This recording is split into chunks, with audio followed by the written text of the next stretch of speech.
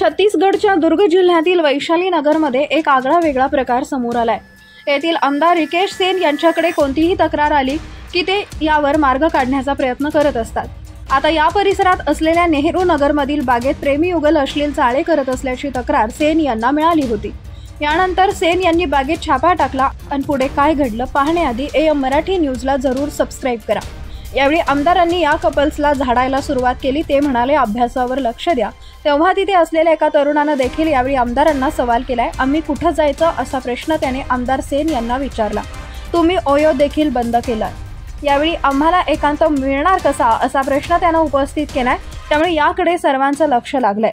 यावेळी तरुणी देखील बोलू लागल्या, प्रेम करणं लपून छपून भेटणं कित्येक वर्षापासून चालत आलेलं आहे। घरात पालक असतात, बाहेर तुम्ही, असंही तरुणी म्हणाली। यावर आमदार म्हणाले, बगीचात भेटू नका। इथे राहणाऱ्या अनेकांनी तक्रारी केल्यात। बागेत येणारी अनेक प्रेमी युगल अश्लील चाळे करतात। बागेत चालण्यासाठी येणाऱ्या महिलांना याचा त्रास होतो। इथलं वातावरण खराब होतं असं आमदार म्हणाले। दरम्यान आमदार कारमधून उतरले, एकेका कपलजवळ पोहोचले। त्यावेळी त्यांच्या समर्थकांनी मोबाईलमध्ये याचे व्हिडिओ काढले। त्यामुळे हे व्हिडिओ सध्या सोशल मीडियावर व्हायरल होत आहेत। त्यामुळे याची जोरदार चर्चा सुरू आहे।